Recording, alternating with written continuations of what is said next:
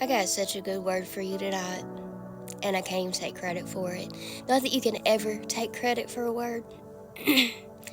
I have had COVID. I've been on the road.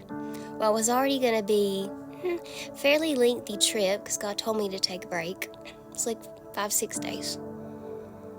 Became a longer stay, and I am now exhausted because I was trying not to get other people sick, and also just didn't think that I really could travel the way that I feel. But thank God, the good Lord, I made it home. But I had to tell you a story. So, the number one thing that I learned this week was I'm not a very reactive person. I'm a very patient person. But this week, like, it was a perfect storm. And I really thought what God was trying to teach me was don't strive. And striving can go many ways. Like, don't strive, take a week off work. The world won't spit out of orbit. Don't worry about finances. That'll be fine. And it's okay to, not post for a minute because there's a lot of other shepherds in the world and you don't gotta have a cape on or anything. And while that was part of it, that wasn't the half of it. This atmosphere has been so prime for reaction. I mean, I know most of you I probably know, and some of you I might not know yet. Maybe it's the first time you've ever seen me before, so if you don't know me very well, my name is Pastor Brooke. I've been a pastor for a very long time, and I feel that. But all you really learn as you get older is that you never know it all. God is always walking you out of being dumber than you were yesterday. And even when you acquire wisdom, there's always still so much more for God to teach you. So last week, patience was the thing that was going on in my mind, not out here. And reactiveness is not my nature.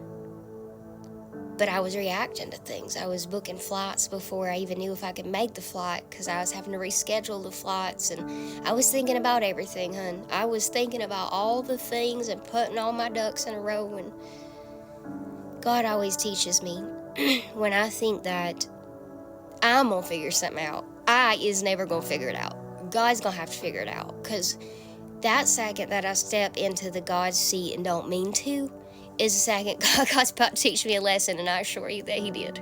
Did the Lord give me the vid? No. Did God use the enemy's tactics? Absolutely. So I get in this car. I am so exhausted, and I tell everybody I know, and if you know me, I'm a talker. I love people. I never quit. But I'm like, if my Uber driver talks to me, I'm going to cry. Because I've talked to everybody today, and I don't want to talk. I'm losing my voice.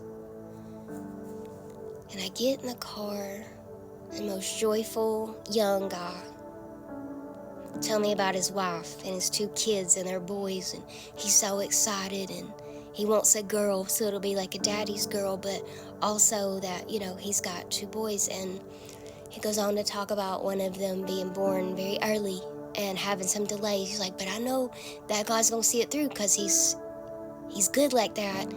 And also I'm patient with him because he's patient with me. You've got my full attention at this point already because I love people. I'm already invested. And he begins to tell me his story, and I can't not pass it on to you. He says, 8 years ago, he said, I'm waiting on kidneys. He was like, I'm in dialysis, and I'm waiting, and I get to the point where I'm like, you know what, God? Any kidney you give me in any condition, I'll take any one you got, and I'm going to be patient, and the one you give me, I'm going to be grateful for. He's like, every day I wake up. I was just thinking that today. Every day I wake up is a good day.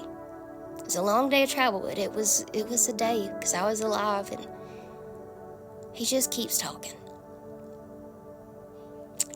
And he's telling me about Ubering and, what he does and all these things, and talking about his wife worrying a lot, and just listening. I'm like, what's your dream job? If nothing was a factor, what would you do? Because he was trying to figure out how to, keep hustling as a young kid. Not really figure it out. He was just talking about it. And as he's talking about that, I'm like, what's the one thing you really want to do? He's like, well, I did go to technical school and I always wanted to work on airplanes.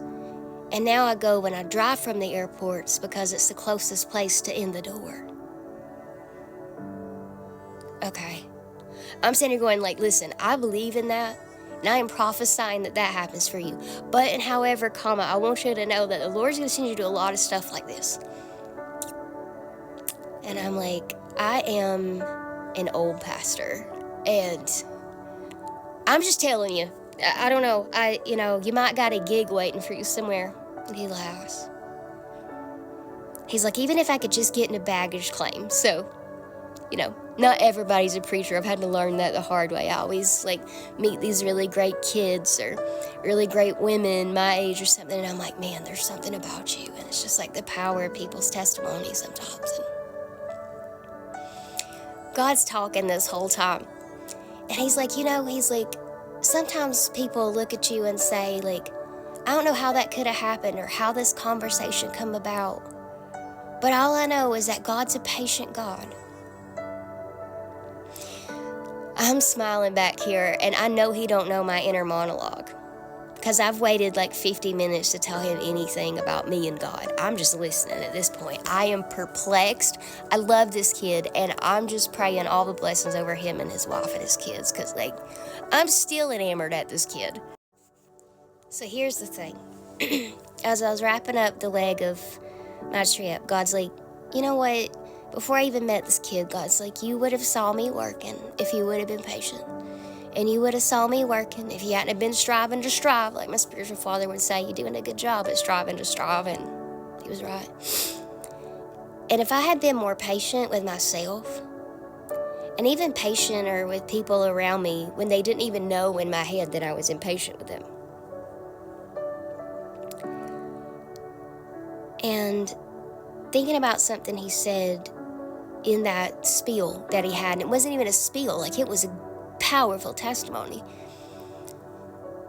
He was like, a lot of times we're so quick to be angry with people. When I think of all the times God had the opportunity to be angry with me before I knew how good he was. And now that I do, I'm really glad that he didn't get mad at me.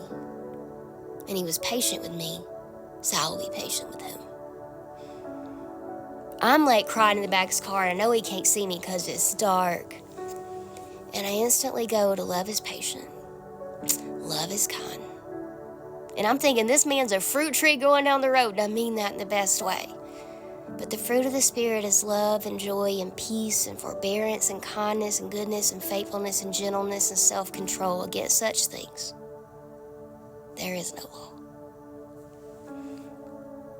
And I want to leave you with this.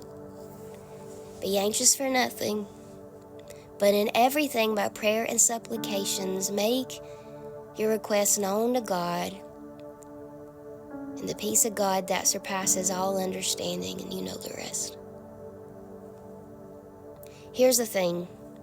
I'm an old preacher, and I don't tell you that for an accolade. I tell you that because I'm an old preacher, and I'm still figuring this thing out.